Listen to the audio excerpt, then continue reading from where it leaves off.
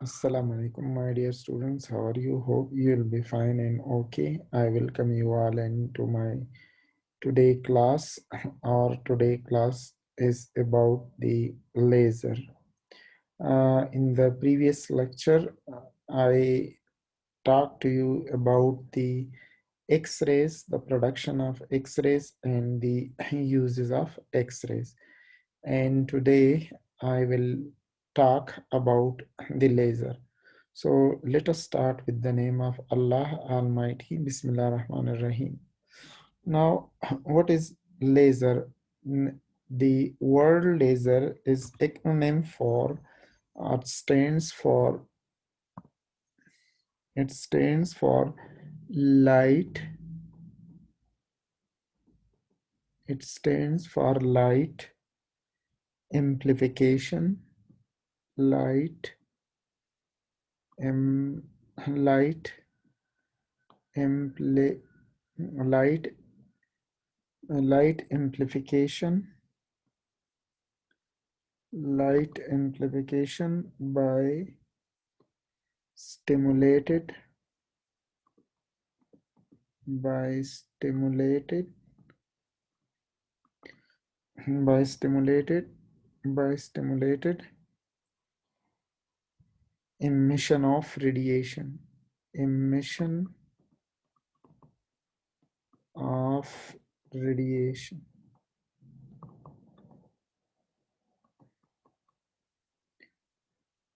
Here the word radiation which you see here, do not confuse it for nuclear radiation. It is in no way, laser is in no way compared to the nuclear radiation. Okay, so don't confuse this word. Similarly, the term amplification also. Okay, now this laser is in fact, the laser is in fact the coherent, it is the coherent, it is the coherent, highly intense, highly coherent, highly intense, and unidirectional, and unidirectional beam of light, unidirectional beam of light. It is so much intense, or so much intense that it is powerful enough to cut metals, right? The intensity is so much intense that it can be what? Powerful enough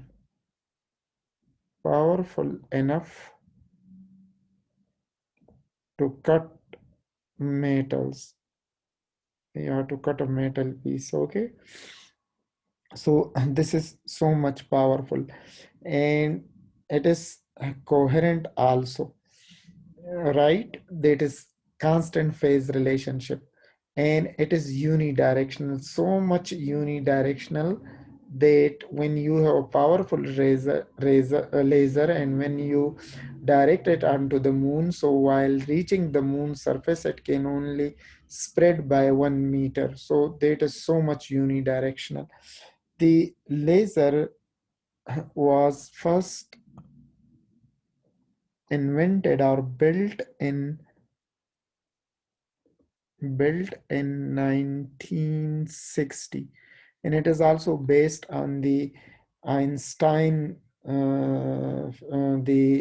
Einstein phenomena of the Einstein phenomena of the stimulated emission.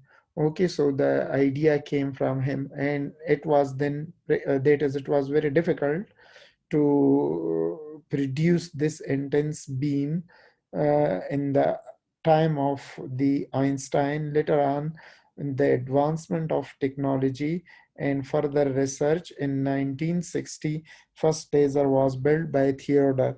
Okay, the name of the scientist was Theodore, right? So he built this first. Now, you know that the laser is used for, let me share a few applications with you here, and then I will explain it to you. Applications of lasers. That is, it is so important, right? That it dominates our life these days. For example, as I told that we have the laser cutter.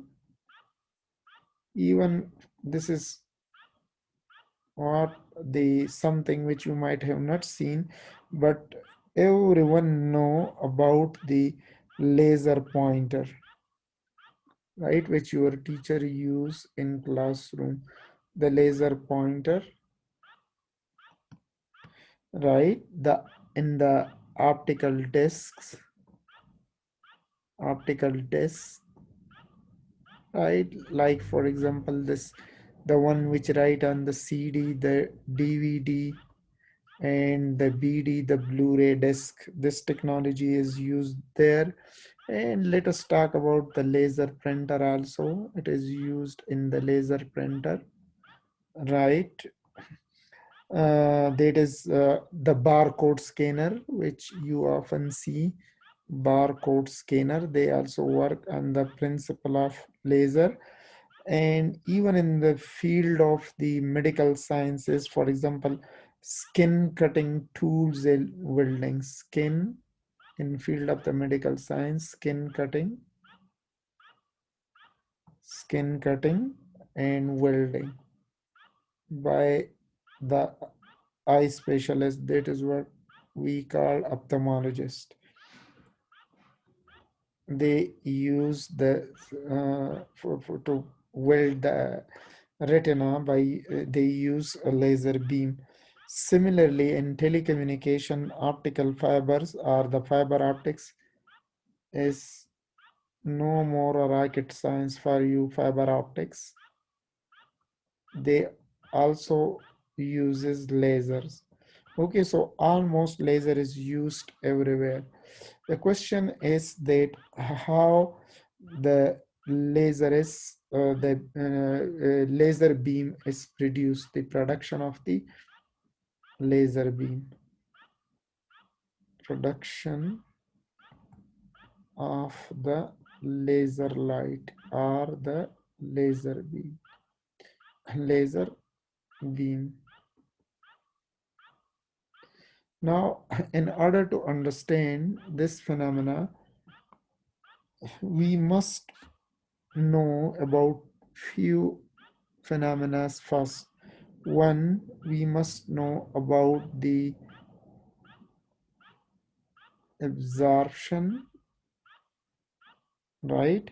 The absorption of light. Second, we must know about the spontaneous emission, the emission, spontaneous emission, and then we must also know about the stimulated emission, the stimulated emission, and for the stimulated emission we must also know the optical pumping,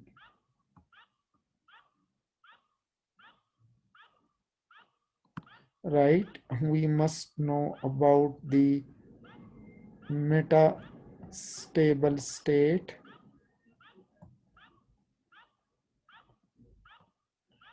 and we must know about the population inversion, population Inversion. Now, let us explain them one by one. First of all, I want to tell you that I will visit the diagram later on once I explain these processes to you. And let us see, for example, look, if we have a certain atom, and you know that this is, let's say, this is the nucleus of a particular atom, as you see here, and around this nucleus there are orbits which we call the energy levels, because in each orbit the because each orbit represents a particular energy level, as you see here. Now look, as you know that, let us see, for example, if we have the lowest, this one is the lowest energy level which you see.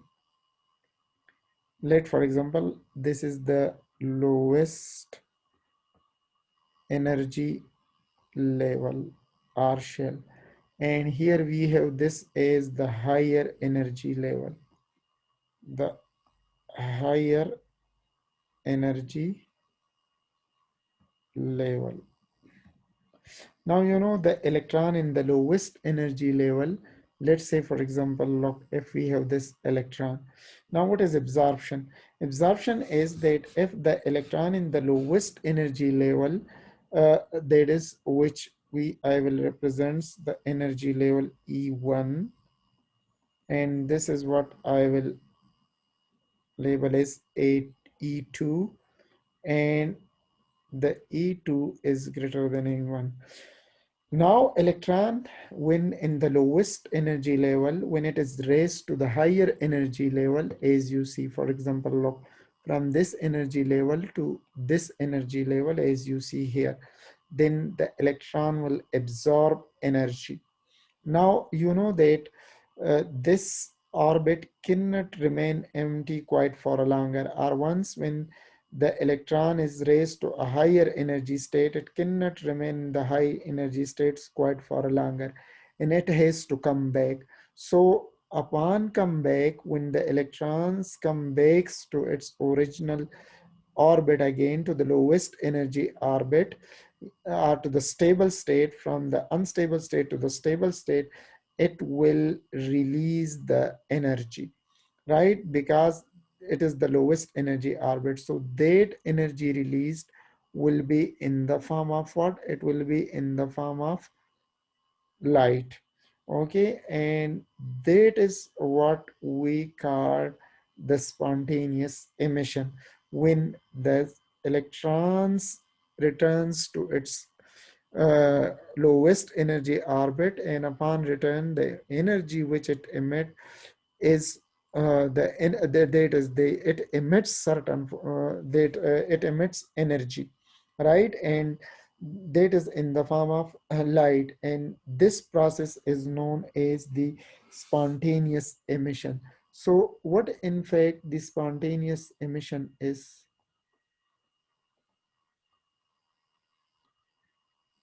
The spontaneous emission, in the spontaneous emission, in this process,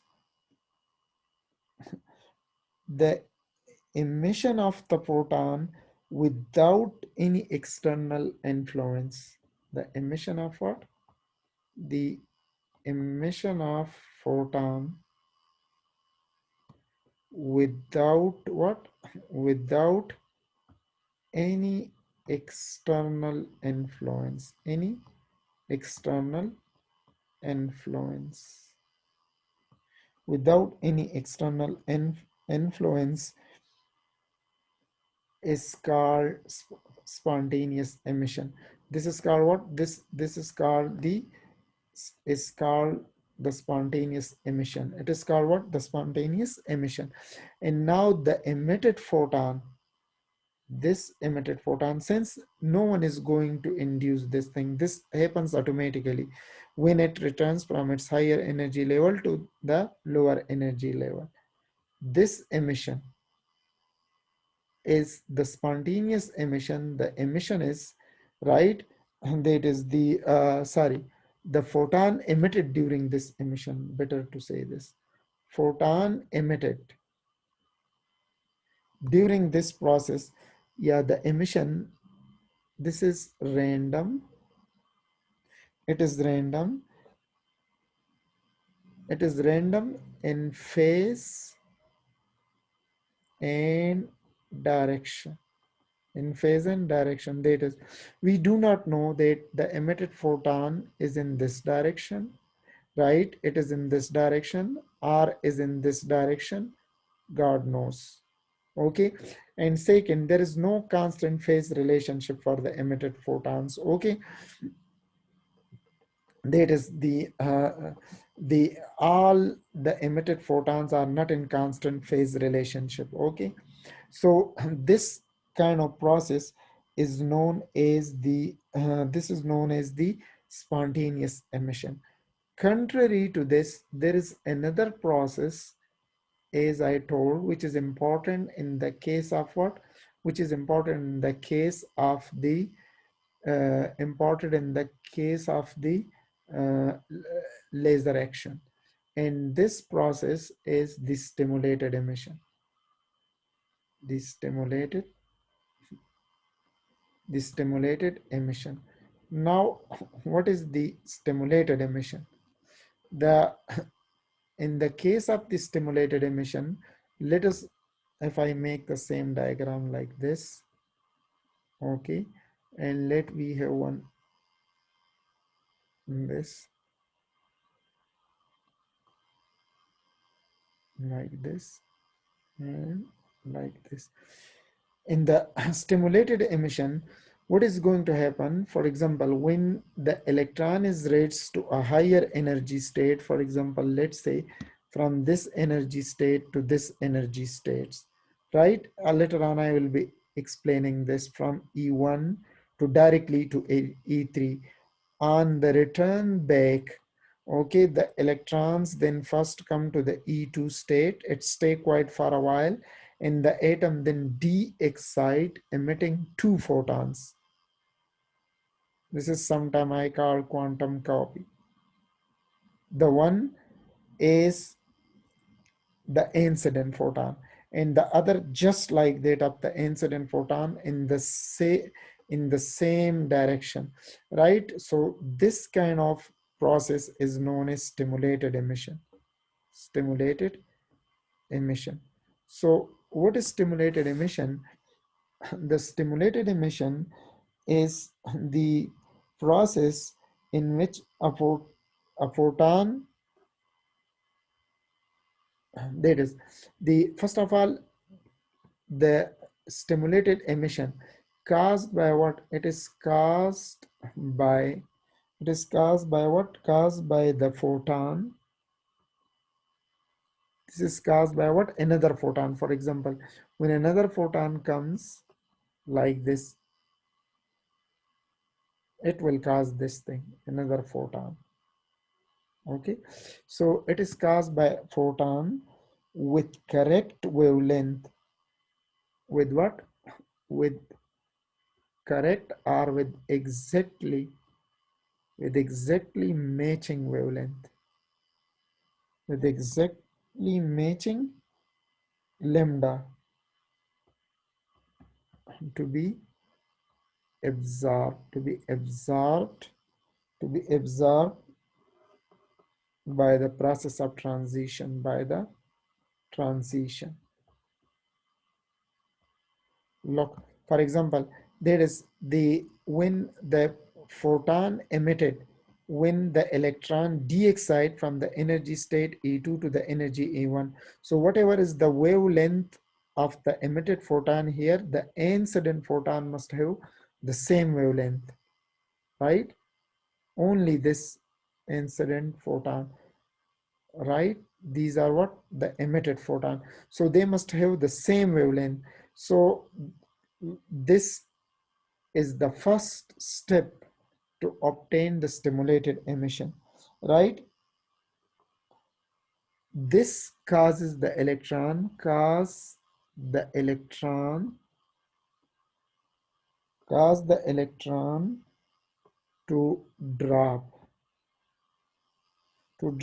from high energy, from high energy, from high energy level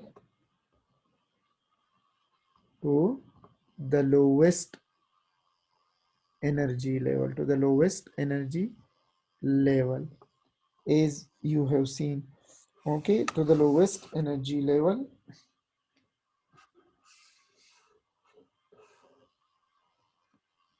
Okay, that is, during this process the excited atom gives a photon.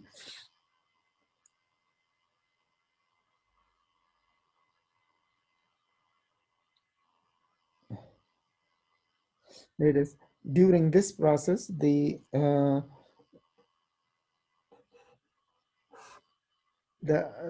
let me first tell you that the emitted photon, okay, what I said, causes the electron to drop from the high energy level to the lowest energy level. During this process the excited atom, this is the excited atom, okay, the excited atom, the excited atom, the excited atom, the excited atom gives off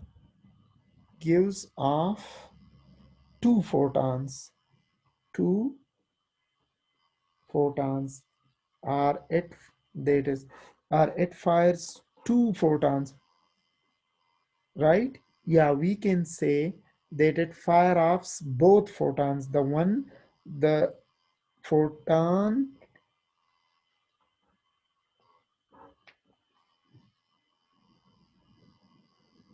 that is, the photon we fired, right? The photon we fired, that is what the incident photon, and the photon produced by the change of state, and photon reduced by the change of state, by the change of state, that is de-excitation process. During the de-excitation process, now the important point here is, the most important point here is that the the emitted photon,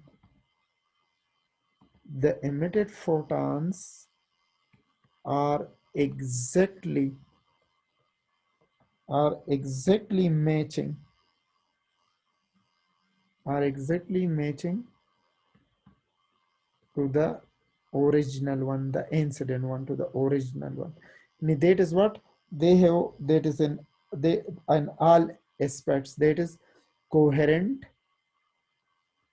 There is what coherence, same coherence, constant phase relationship, same wavelength, and same direction, right? So what does this means?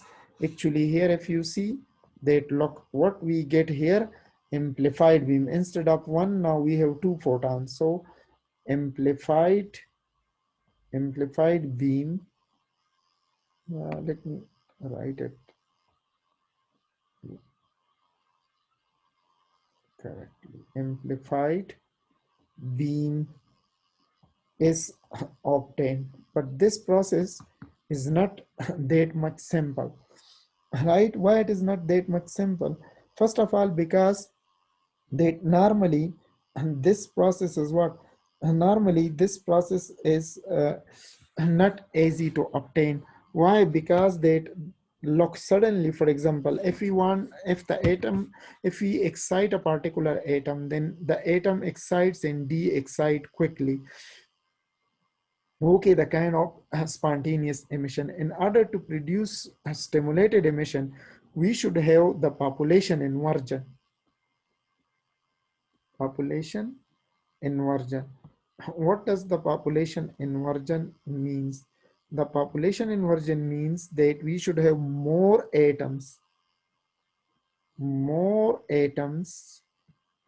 in the excited state, in the excited state, then in the stable state, then in the stable state, in the stable state, then we can only get the then we can only get the laser action. Okay, because that we should first excite atoms. The atoms should be in a state of wait and see, and then they all together de-excites, emitting photons in with same coherence, same direction, right? So we need to obtain this process. So here in the population inversion, what actually is that the rate of stimulated emission is larger than absorption.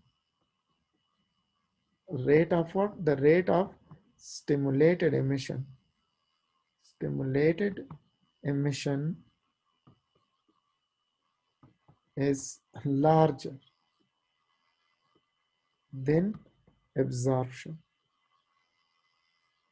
Okay, that is, we can do this by using a medium. Sometimes we call it the gain medium, right? The gain medium, the gain medium, in which we can obtain the population inversion, right? That is what the here the atoms that are of which atoms are excited by what? The atoms of the medium are excited by the external source of energy, by the external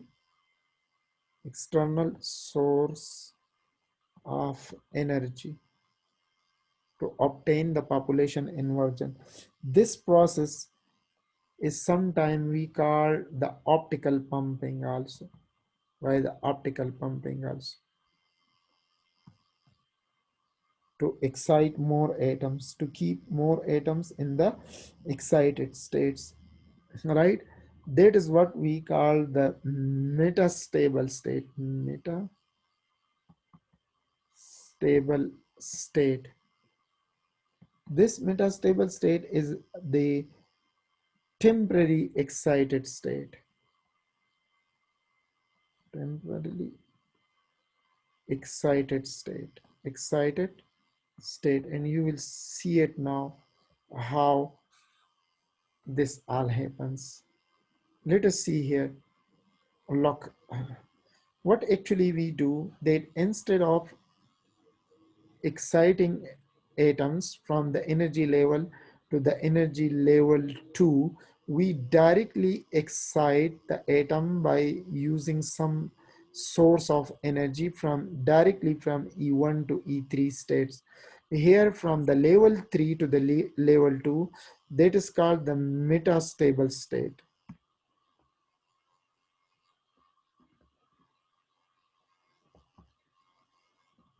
Here the electron, that is from the, here the decay time is very less here. For example, it is 10 raised to the power minus 9 seconds, right? But upon decay, the electrons from the energy level E3 does not directly come to the energy level E2, right? You can raise it to the high energy level directly. But what happens that during downward transition, it will first come to the energy state E2. Here it does not decay quickly, and I think it takes or wait there for 10 raised to the power minus 3 seconds. So here you raised up more, they de-excite to the A2 states, and they then just remain excited in that state, right? Okay, like here. So we have more. Now we raise more to the higher excited state than in the stable state. Now what happens that when they see another photon coming in its direction, then the atom quickly de-excites. This is called the quantum copy, right? They when they see a photon, they absorb the photon and they de-excite that is the electron. Quickly the electron absorb that given photon and quickly de-excite, shooting out the same photon as well as another photon also. So instead of one, we just get two photons. This process can be done by using the kind of optical pumping, and now I will be explaining this to you. So here you see that we have this we call the optical activity. Here we have the pumping system. I will explain it to you in the Ruby laser. Here we have the partially reflective surface. We have the converging lens, right? We have the tube. This surface is completely reflective. This is partially reflective, and here then once the beam is formed, right, then some of the photons leave the tube through this lens, right, and we obtain a highly intense beam. Now here look, in this diagram, this is much clear here. We have here the power supply, right? The external power supply. Here we have the switch for the laser. This is the treasure electrode. And here you see, this is the optical pumping. Here you see, look, we have this, the reflective cylinder, the high intensity lamp as you see inside. Here we have the ruby rod, right? Here we have the laser beam. Now, what is going to happen? Look, that is, as I told, that for this process, we need external photon source. The external photon will be provided by this light lamp, right? So the light lamp shoot out photons, right? When they shoot out photons, then what happens when they shoot out photon? You see that there are the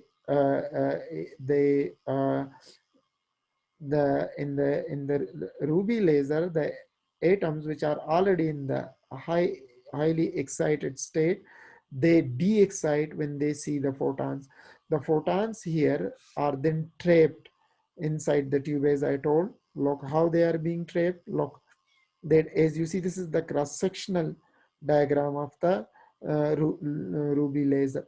So you see here there are mirrors, right? And once the photons look inside the beam, once the photons are produced, right, so they oscillates back and forth here like this, okay, and here it is perfectly reflector.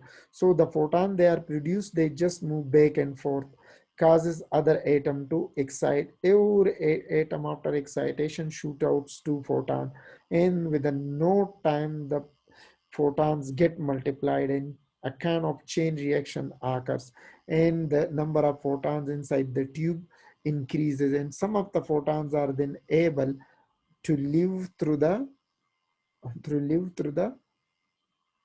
or to escape through the uh, uh, partial to escape through the lens, I would like to say, right? So this is how the laser beam is produced, okay? So this all was about the production of what?